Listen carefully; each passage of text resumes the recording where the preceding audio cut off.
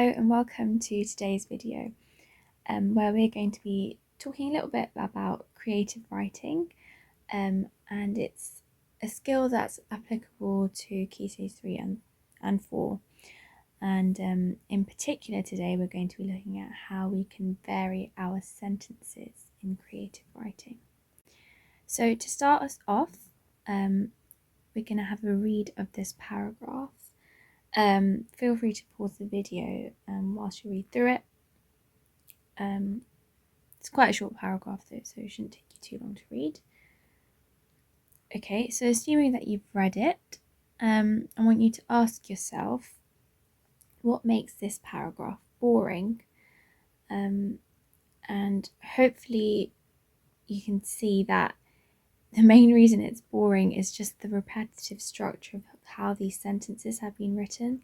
They all start with the word I and it's followed by a verb. Like, it's very, very simple. I can hear, I walk, I smell, I can almost taste, I make my way. It's very, very repetitive, so it's actually quite boring to read. So the question is, how could we make this paragraph more interesting? And I've kind of already given you a hint by like what makes this paragraph boring, and also obviously the fact that today we're looking at varying the way your sentences start in order to make your writing more interesting. So what I've put together is some ways that you can vary how a sentence starts. There's obviously loads and loads of ways, but this is just a good place to start if you're the kind of person who just struggles to think like, how can I do anything apart from like your classic sentences. So your first tip is by beginning your sentence with a preposition.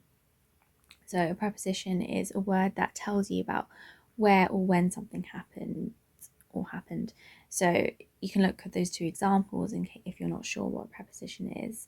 But hopefully you can see that already just by reading those two example sentences, that they just sound so much more interesting than just saying the dog jumped over the fence into the field, or there was a mansion at the end of the road. Hopefully you can see how changing the way your sentence starts makes your whole writing much more interesting.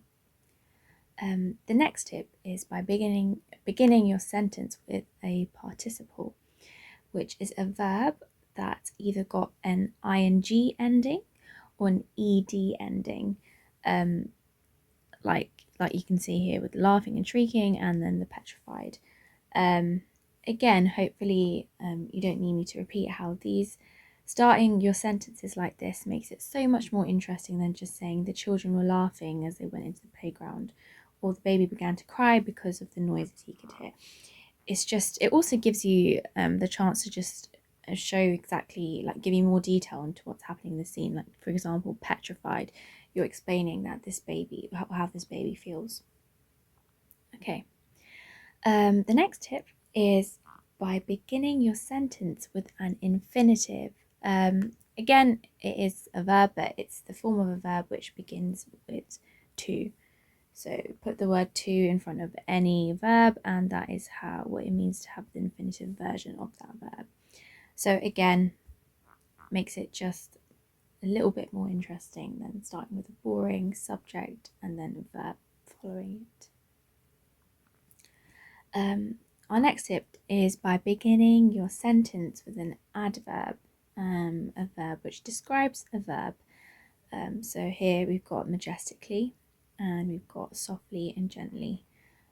So another good thing about adverbs is, similarly to what I said before, it kind of adds on to your description. It gives you even more detailed description. So it doesn't just vary how your sentence starts, but it makes your writing more detailed and interesting for the reader. The next tip is by beginning your sentence with a subordinate clause. Hopefully it's something that you're familiar with, but it's a clause that gives you more information about the sentence, the subject of the sentence, but it's a clause that wouldn't make sense by itself. And you can have a look at the examples here if you're not sure. The final tip that I've got for you is by beginning your sentence with repeated structure. So in examples like triadic structure, which is like the clues in the name, where you've got like a list of 3 things and it tends to make your sentence flow very well. So again, have a read of those examples and hopefully they show you how it's makes your writing much more captivating for the reader. And like I said, there's definitely much more, so you can try and think of your own ones too, but the key is try not to do a boring subject followed by a verb. So hopefully you've not forgotten the passage that we looked at before, but now what I'd like us to do is try and spice it up. So we've gone through some tips. You can always go back in the video and look at those different tips, but I want you to try and think of how you could rewrite this, not completely, still follow like the same kind of content of your writing, but just try and make the sentences more interesting, because by changing the way it starts. So it would be great if you could like pause the video here and then have a go now to get some practice in. But if you're struggling or once you're done, I've got some examples on the next slide. That's the exercise that would be great if you could do to get into practice.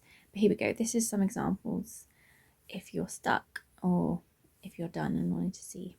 So again, so for example, desperately, so that one is, we're starting with an adverb, and it just captures like the actual environment and atmosphere that's going on. The next one is a subordinate clause, and tells us more of how the character themselves feels. The next one is a participle, which again, instead of just saying straight up it's a crowded place, the fact that the character had to squeeze past the rest of the people kind of shows how crowded it is. And then the final one there I've got is an infinitive, an example of starting with an infinitive. Okay, so we've talked through how we can make our writing more interesting by varying the way your sentence starts, but obviously do not neglect the other ways that I'm sure you're very familiar with that can make your writing interesting. So by varying your sentence length, like sometimes really short sentences can help with building up suspense or tension, something like that. Or obviously language techniques like similes, metaphors, personification, onomatopoeia, all of which just like touching on the 5 senses of the reader, all of that can help your reader kind of immerse themselves in what you're writing, and hopefully together, by using these different techniques, including the one we've talked about today, you can make your writing much more interesting.